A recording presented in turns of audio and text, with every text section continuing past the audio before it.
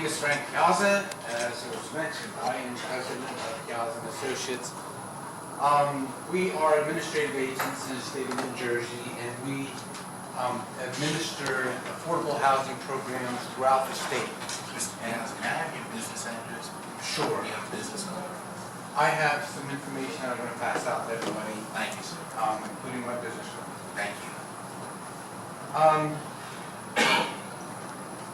As administrative agents, since basically we've been doing this compliance work since 1994. We're one of the oldest and most experienced and largest private firm in the state of New Jersey that provides these services. We're very pleased to be able to provide them at 2 properties currently in Morristown, Ladera 44 and the Gateway at Morristown, a new property that's just opening now. My personal background, I've been doing this. I started out working for a nonprofit corporation. We developed affordable housing, and that's how I got interested in the whole field. We established ourselves. I teach now 3 courses for Rutgers in combination or in conjunction with the affordable housing professionals, the Rutgers Center for Government Services Administrative Agent Program that they have, and I basically have 20-some years experience doing this, and I would like to, I think my goal here is to explain what we do to the convoluted process, if you will, that we use to affirmatively market and, for lack of a better term, select the applicants for the program. So there's what we do in this regard is based on part of the administrative code for the state of New Jersey, 5:80-26.1 and following, which is called the Uniform Housing Affordability Controls, or UHAC.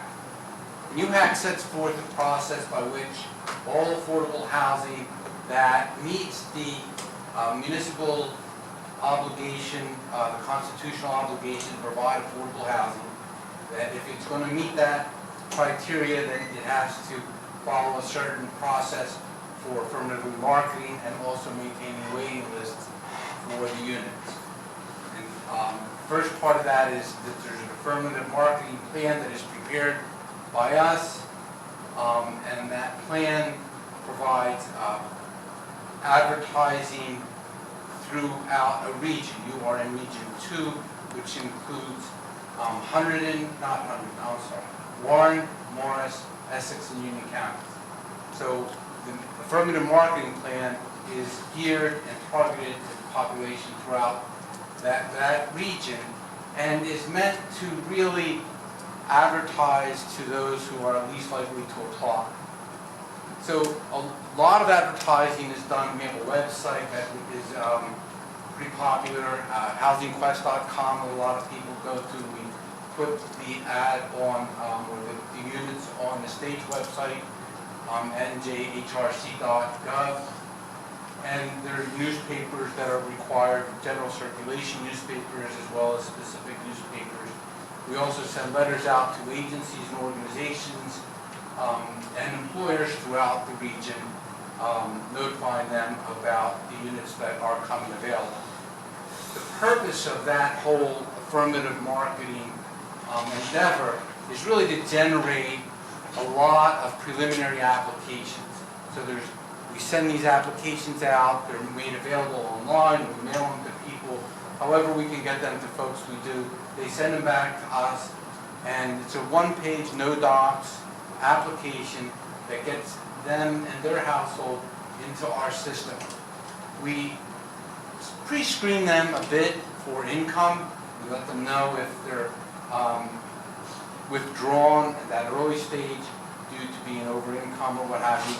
We'll make a preliminary determination if they're low or moderate income or very low income, and we'll put them in the category as to what unit size or unit type they would be eligible for. So it would be 1, 2, 3 bedroom as the program might require. So we put all of these folks into our database, these applications into our database, and then 60, 75, 90 days out from the beginning of that affirmative marketing process, we have what's commonly referred to as a lottery, but really isn't a you win this and a you win that kind of lottery at all. It's really technically a random prioritization of all the applicants received to date. And the reason we do that is so that it provides a fair and equal access to everyone for those units. So that folks who might have knowledge about planned development in advance of other folks don't have an unfair advantage to receive one of those units. So all of the applications received during the first part of that affirmative marketing process are considered to be received on the same date at the same time, and then we do this quote-unquote lottery. And basically, it's just we use a website called randomizer.org. There's a website for pretty much everything. This just generates random numbers. And so if there's 1,000 applicants for a particular property, we generate 1,000 numbers, unique numbers. We assign them to those applicants randomly, and then remember they're put in these silos based on low income, moderate income, and then the size of the unit. And then as we begin the second phase of the process, which is the final application phase, we basically send the final applications out to groups of people based on their priority order that was set at the random prioritization. Applications that are received after the cutoff date for the random selection or random prioritization are considered to be received on a first-come, first-served basis for that property. So we just put them into our system, and then we maintain a waiting list. It usually takes, if there's 50 units, 40 units in a property, it'll take literally hundreds of applications. And there's preliminary applicants, right? And there's a lot of reasons for that. So a lot of folks will have applied and who will have found another property or another home in the interim because the process takes so much time. There's a minimum of 120 days between the time that you begin the process of affirmative marketing and the first occupancy that's allowed. So there's a minimum that's part of the administrative code as well. So some people will have found a unit or a home to live in, I should say, and others might not have realized that they applied in Morristown. They thought it was Morristown or somewhere else, and they just decided they are not interested. A lot of folks will not meet the landlord's tenant selection criteria, so I should just speak about that for a moment. When we send out the final applications, the second part of the process to everyone, these are final applications, our final applications for affordable housing. They require a lot of documentation, and we, based on the information that we receive, our office is responsible for verifying the household composition of the applicants and the gross annual income of the applicants based on the rules and regulations that we follow. But when we send those letters out, we also we inform everyone that they have 14 days to get us back this application, the final application. But in the meantime, they have 7 days to contact the property, to go visit the property, to fill out the application for tenancy at that property. And so these two things kind of happen simultaneously. We work hand in glove with the leasing office at that point to make sure that people are being processed by both our office and the leasing office. So we ask the leasing office if there is a unit available. We're the gatekeepers, right, for the process. We make sure person number one comes before person number two, person number three, and we maintain the priority order as long as the applicants meet all of the deadlines. So if the applicants are meeting the deadlines, we maintain their priority order. It's not who can rush in with their final application first. We make sure that we maintain the priority order. That's one of the most important things that we do. Now, the property has the opportunity, the leasing office, to review the application for tenancy. And they're allowed to apply the same tenant selection criteria as they do for their market tenants, if it's an inclusionary development where you have affordables and market together. So they're allowed to apply those same tenant selection criteria, which might be, credit score and a criminal background check. The credit might be evaluated on the basis of, whether or not there's been a bankruptcy within X amount of time or what have you. We really don't get involved in that part of the process. We don't take responsibility for the credit or criminal background or the tenant selection criteria of the property. That's on the property to do. We just require the property to utilize the same tenant selection criteria as they do for the market. I guess they could be, no stricter tenant selection criteria than they do for the market tenants. Once they're approved by the property, then we do the final application in detail. We verify all of the income, and then we either approve or we change the status from low to moderate or what have you, or we don't approve or we withdraw the applicant. So they can be terminated, if you will, denied by the property, in which case the property will send them a letter of adverse action as they would anyone in their property that they would deny for credit, criminal background, or what have you. And on our part, we send a withdrawal letter if people are withdrawn for not having not falling within the credit, the income criteria or category for that apartment. So during the process, a lot of folks will move within those silos, right? So they'll move from low to moderate, and which is sometimes a reason they don't want an apartment, because they wanted it for the low income rent, say for example, and their income indicates that they would be eligible only for the moderate income rent. So in that case, their priority number remains the same, but it moves over to the next silo, and then it is considered in relationship to or relative to the other numbers in that silo. So number 3, if you're number 3, you might be the first person on the list for a one-bedroom low-income unit. But number 3, if you are moderate, might be the second person on the list because there's a number 2 in the moderate income list. So you keep the same priority number, you just move over, and it's processed relative to the other numbers in that silo. And then we're responsible for getting back a copy of the lease.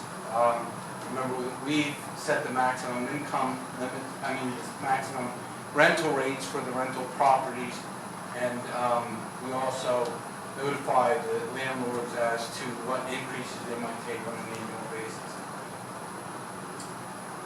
There are certifications that are signed when the lease is signed. There are one certification that's required by the state and one that's required by us, where the applicant certify or sign a certification that they agree with our income analysis, and also that they will promise to abide by all the regulations for their affordable unit. After the initial certification and occupancy, that particular tenant, there is no requirement for recertification as time goes on. Currently, under the regulations, that tenant household could change a bit, it could change. People could come and go. The applicants have to remain there. Their household membership can change. Their occupancy of the unit can change the way anyone else's lives could change. So if they got married, for instance, and another person occupies the unit, that's perfectly acceptable. There's no recertification that's required at that time, currently under state regulations. Other programs do have recertification, like low-income housing tax credit programs. Certainly, subsidized programs all have recertification requirements, but these units do not. I brought kind of a synopsis of the waiting list for the properties, and my contact information I can pass out when I'm done, but I'm happy to entertain whatever questions you guys have. What other organizations are out there? precise as yourself with the numbers, and do you list the names? Of other companies that do what I do, Exactly. I do not. You can get them from DCA, I'm sure. I can give you a few names. I like that. Also, when it comes to a developer selecting an organization, is there a process where within the developers agreement, because I thought I just read something recently where the council can actually, or the town can identify an agency to represent that developer along with the developer selecting someone. That's Is a good that correct? question, right. So towns seem to do this differently. Technically speaking, it's up to the town to approve the administrative agent. So folks can't, it's not, but I guess the way I've seen this kind of happen in various ways. So some towns, we are the administrative agent for the entire town. So whatever programs there are, whatever properties there are, the developers basically have to utilize our services.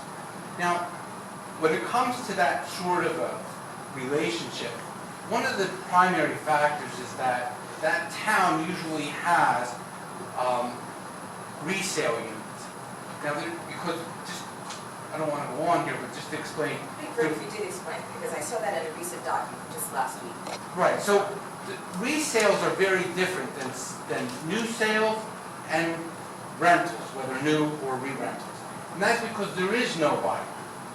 So on this, you know, you can include in your planning approvals and in your developer's agreement, the developer will pay for the administrative agent services for this development, and you know, he has to use ours, or he can hire somebody that we approve or what have you. The terms of that should be very clear in the planning approvals or a developer's agreement or an affordable housing agreement. That would be a separate document. And that could be enabled by ordinance. So the ordinance could basically say, here's our affordable housing administrative agent, or it could say, you know, we would allow you to utilize whomever as long as we approve it. So to go back, the resales are different because there is no one there. It's the homeowner. The homeowner has a unit that the developer hired, you know, Frank Piazza to do the administrative agent work, and now the homeowner has it, and he wants to resell it, so you'll need an ordinance just to address this situation.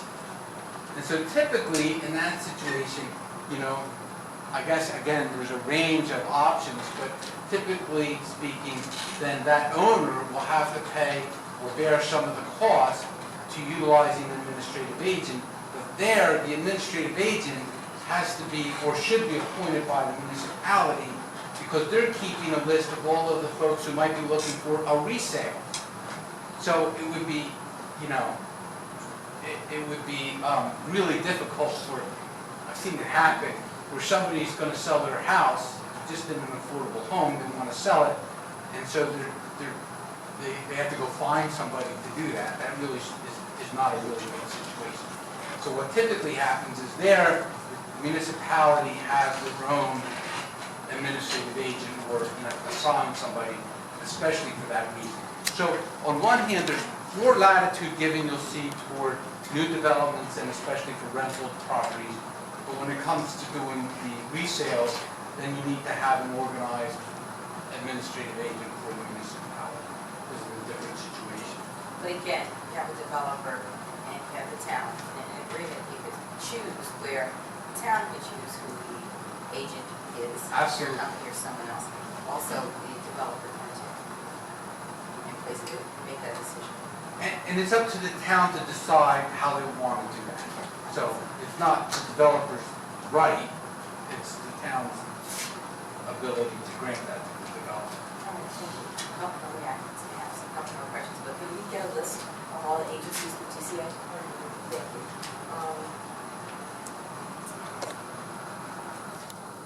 When it comes to denial or rejection, since you have a process, because you have a process, and the developer has a process application, is there something that you do to help to assist those people who get a denial next go around?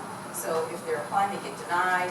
Do you have other agencies who can help them or give them referral information about their bankruptcy, how to work that through, in order for them to get better approval for the next round when they start applying? Do you have something? We don't do anything direct. We don't provide counseling services directly. We I do. said you, but I'm saying. Right, we do refer people to counseling agencies. I don't know that our denial says, that we'll typically work with somebody, but when folks,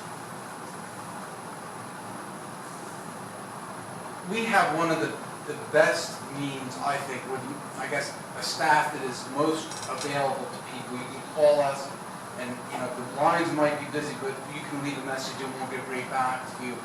If people have a question, we help direct them as best as humanly possible to where to go to find what. So that's one of the things that we kind of pride ourselves in doing. We don't provide that service directly, but we do provide a list of HUD counseling services that are typically for no cost to the applicant. So when they submit an application, is there an application fee after that? We do not charge a fee to any applicant. We're paid either by the municipality and or by the developer or landlord. And so when you do that, let's say that I run this people and I go through the process, and you said that now the developer, they actually have to go through the process. Do they require you to provide an application fee? There is an application fee that's required by most developers. It's the typical credit check fee or what have you. We encourage developers not to maintain a modest fee, but it is allowed under the regulations. The only regulation regarding a fee limits the administrative agent's fee to 5% of the rent. We don't charge anything, so that's kind of not part of the system. Now, one of the things that we do, there is a credit fee, but we do look on our end of it. We look to make sure that the applicant puts in an amount of money they put down. We don't verify, but they put down an amount of income on their application that would comply with the parameters for that particular unit. And we look at that. We do two things. We look at that, and we also look to make sure that they're the next in line. So we try to mitigate the landlord doing a credit check on folks who are not eligible, otherwise eligible, or not able to get a unit. We want to make sure that A, there is a unit available for that particular applicant, right? We've gone through the line, so we'll hold up. We'll say, don't run your credit there. We have to find out what happened to the person ahead of that applicant. So once we've made a determination about the applicant ahead in advance, and we know that there is a unit actually available for that person, we'll look to make sure that their income they put down complies. The credit check will be run. We'll get the results of that, and then if it's approved, we'll go through and document, verify the income, and do the final on the application. And so then the developer does a credit check? The developer does a credit check. After that? After you just No, beforehand. So we make sure there's a unit available. We look to make sure that the applicant put down a number that works. Then it goes back to the developer or the landlord does the credit check. Then it goes back to us and we review the entire application to make sure that they comply with the regulations.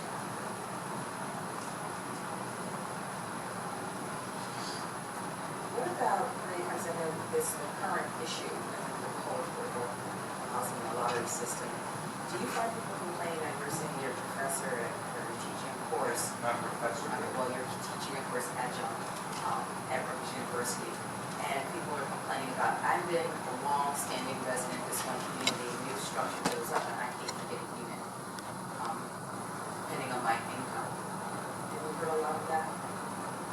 Say someone who's been there 10 years, 20 years, and can't get it, they'd like some points in these units. I think that's a common experience that people have, especially folks who've lived in the municipality for a long time. I try to explain to people as best as possible that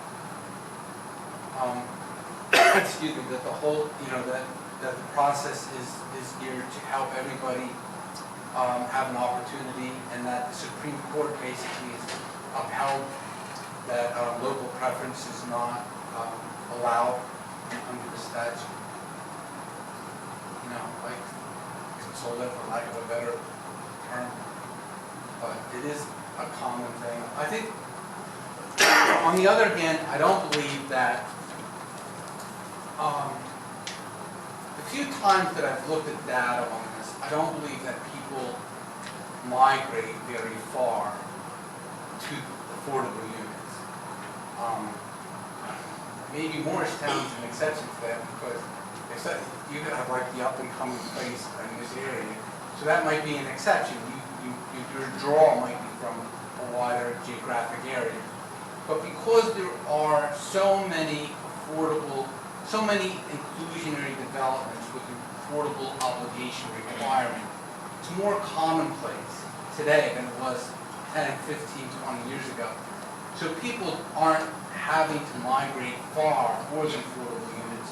They're typically can find them closer to home, if you will. So I think that that's part of it. And again, Morristown might be an exception, because the Modera property is one of the most popular properties that we've administered. You said our region includes Warren, Essex, Union, Hamilton? Not Huntington, Lawrence, Morris? the four counties, yes. Any other questions? I just have one question. In our town, we leave it to the developer to select the administrative agent, and then the developer pays the administrative agent. Yes, that's correct. We try not to get involved in telling a developer, pick this or pick that company. My question actually is would it be easier for applicants to know to use the common administrative agent rather than the developer having to locate local agents? I'm sorry, the applicants having to locate. So, Especially given the fact that we can approve the administrative agent. what Mr. Piazza said was that the town can have its own administrative agent, which is correct. We did go out for RFQs, and we did receive some applicants, and we're trying to open it up more. And one of the reasons why we That's a have not, different question. Could we require them to use a concept? If we have to approve the administrative agent that the developer selects, could we require that they, and I'm not advocating, but could you require that everybody use a specific agent? you could, but then, okay, so you're not talking about a town's administrative agent. You're just saying developer, any developer that comes has to use X company. What my concern is that, and this may be totally valid, that, again, the purpose is to simplify the process for the applicant. So would that make it easier in terms of communicating marketability if it was a common administrative agent? And two, I'm not sure this is a valid, it's a totally separate question, I have to hold that question. What I was going to ask too, can you apply and then apply to multiple buildings? Do you want to take that one? Yeah, I'll take that one. Just as a comment to the first one, in municipalities that have like 3 or 4 options, say, we kind of team up to provide contact information and information about units in one another's portfolio in that municipality. So we try to, so we'll have a page, these are the ones that we take care of, these are the properties that Joe over there takes care of, and here's who you can call for those. So we try to accommodate some of that if there's options. To your second question, on new sales, on rentals and re-rentals, we can have a municipal application. We don't currently because, well, I guess because of the way we got one and then we got another, so we have 2 separate application forms currently. But we can easily combine applications, and you would check all